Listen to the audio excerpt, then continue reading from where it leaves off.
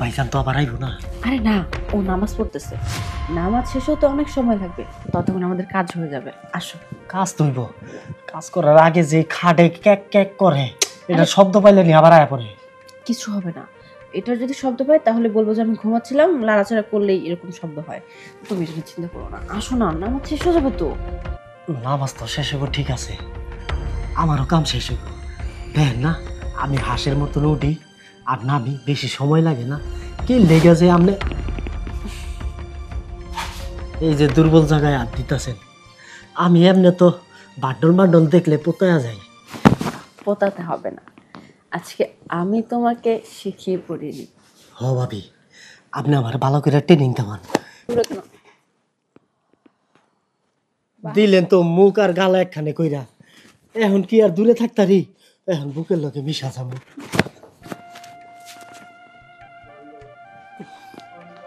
ভাবি, একদম সত্যি কথা, আপনি বান্ডলের ভিতরে যে কি আছে আমার মনে হয় জাদু, পুরাটাই জাদু।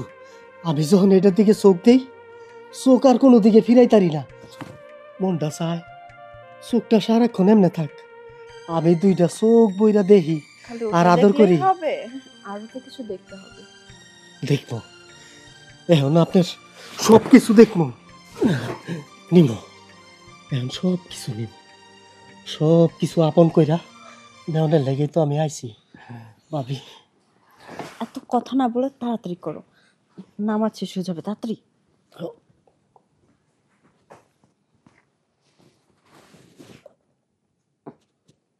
কি হলো? আসো। এই কি হচ্ছে?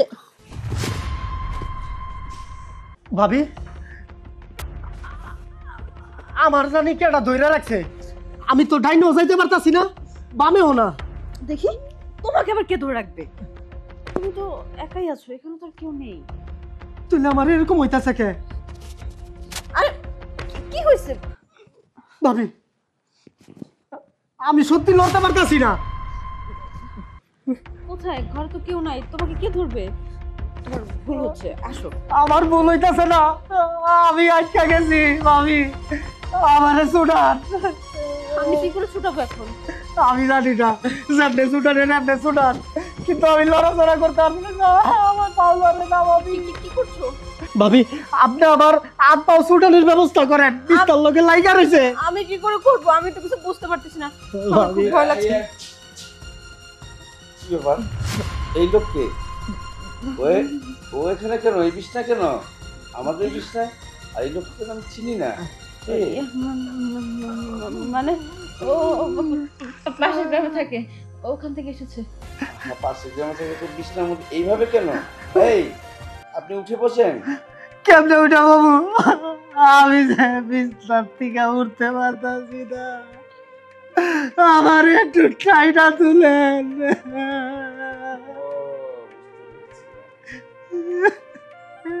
এই, উঠো।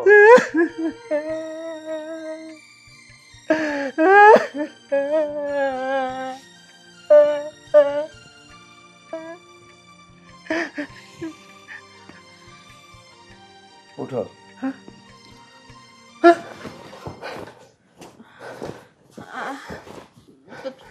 তুমি ভালো হয়ে গেছো?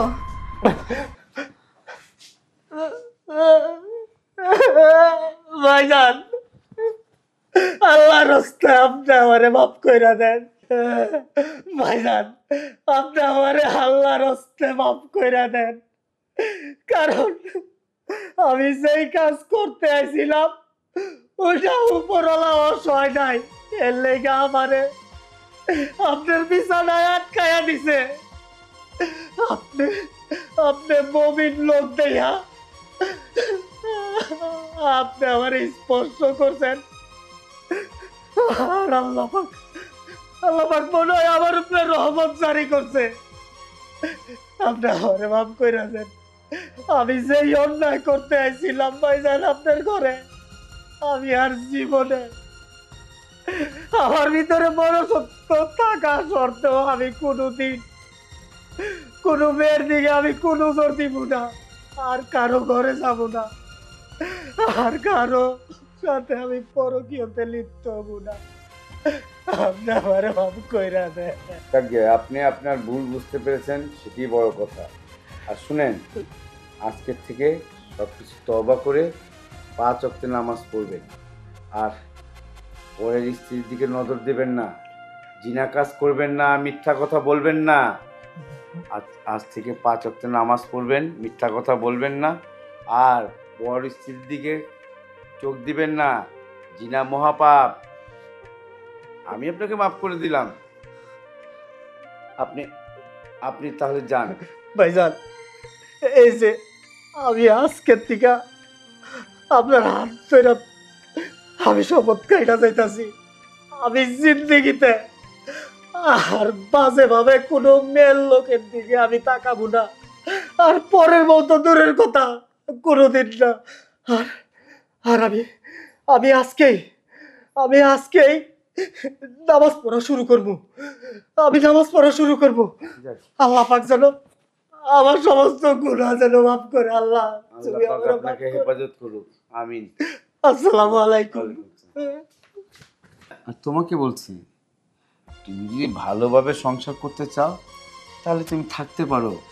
তওবা করে আল্লাহর কাছে নামাজটা পুরো রাখো এবং আল্লাহর কাছে বেশি বেশি করে মাপ চাও। আর যদি সেটা না করতে পারো, আমাকে যদি পছন্দের না হয়, তাহলে তুমি তোমার রাস্তা দেখো, আমি আমার রাস্তা দেখি। দেখো, আমার ভুল হয়ে গিয়েছে। আমি অনেক বড় একটা অন্যায় কাজ করেছি, আর কখনো করব না। আমাকে ক্ষমা করে দাও।